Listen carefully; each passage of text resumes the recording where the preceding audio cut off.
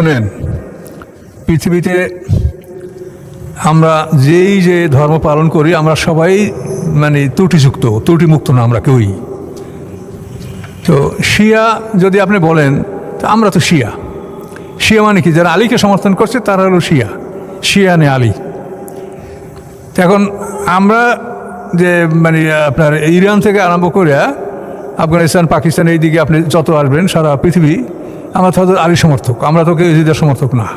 তো আলীর সমর্থক যারা, শিয়া শব্দের অর্থ দল, তো শিয়া নে আলীর দল।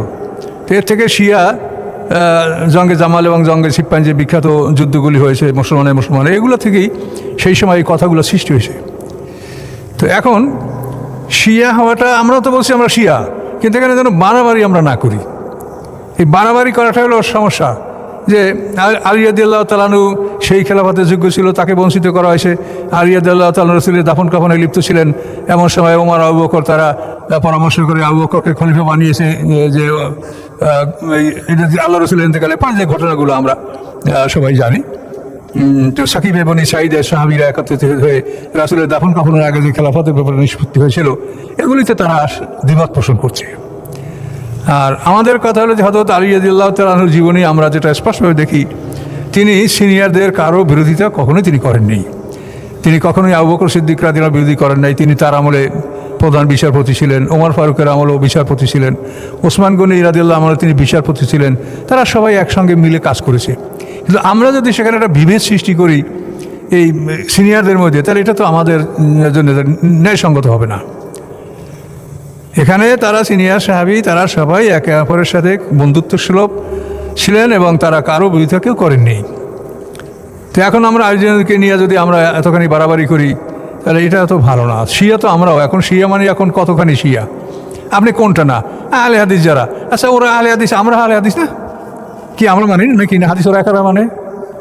তাহলে আহলে হাদিস যারা বলে আমরাও আহলে হাদিস, শিয়া যদি বলেন তো আমরাও শিয়া। যে দল বলেন, হানাফি বললে আমরাও হানাফি, আবু হানিফা রাহমাতুল্লাহ যে মতামত সেগুলো আমরা মানি না। তাহলে এই জন্য শেষ পর্যন্ত আল্লাহ যে কথা বলছেন, কথা ওইটাই ঠিক, যে মানুষ পৃথিবীর মানুষ দুই দল, মুমিন এবং কাফের।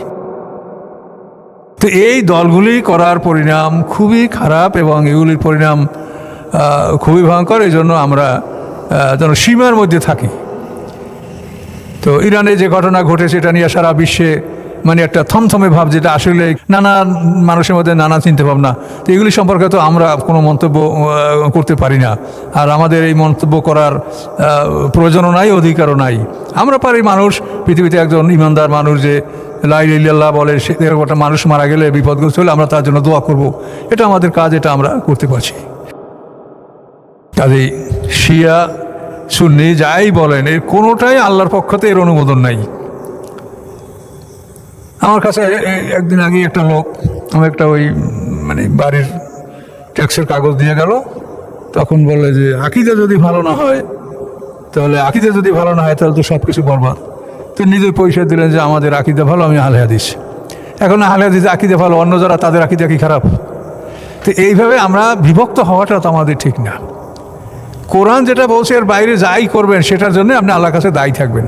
কোরআনে আল্লাহ বলছেন ইল্লাদ্দিন ইনদাল্লাহিল ইসলাম মিল্লাত আবিকুম ইব্রাহিম আলাইহিস সালাম থেকে শুরু করে মুহাম্মদ সাল্লাল্লাহু আলাইহি ওয়াসাল্লাম সমস্ত নবী রাসূলদের শরীয়তের নাম দ্বীন ইসলাম, ইব্রাহিম থেকে মুহাম্মদ সাল্লাল্লাহু আলাইহি ওয়াসাল্লাম পর্যন্ত। এখন আমরা এগুলিকে নষ্ট করছি, আমরা বিভিন্ন নাম দিচ্ছি, তো এগুলো তো আমাদের জন্য ঠিক না। এই জন্য আল্লাহর কাছে আমরা আমাদের জবাবদিহিতা এটা আমাদের করতে হবে আল্লাহর কাছে। আমাদের কাছে আল্লাহ তাআলা জবাব চাবেন যে তোমরা এটা কেন করেছো, কী কারণে? আল্লাহ যা বলছেন এতে আমাদের মন ভরে না।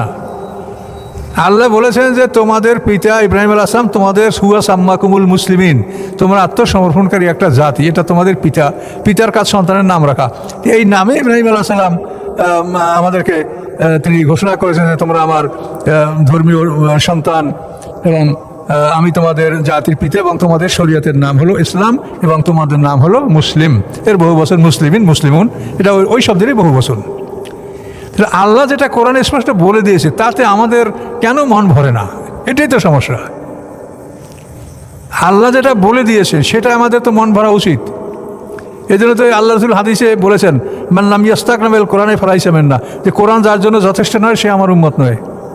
তো এখানে এই লাম ইয়াস্তাগনা বা মান লাম ইয়াতাগান্না, তো এটার জন্য বড় বড় মুহাদ্দিসিন যে এটা ব্যাখ্যা করেছেন, লামিয়া থাকার না মানে মান লামিয়াস্তাক না, অর্থাৎ কোরআন যার জন্য যথেষ্ট নয় সে আমার উম্মত না। তো এই জন্য আল্লাহর কথা যেটা সেইটার উপরে আমাদের থাকা উচিত। এই জন্য আমি মনে করি এই শিয়া সুন্নি বা হানাফি বা আহলে হাদিস যাই যেটা আমরা বলি এ সমস্ত নাম আমাদের বর্জন করা উচিত। পরিচয় এক কথা, আমি একজন মুসলিম, ব্যাস এ পর্যন্ত শেষ।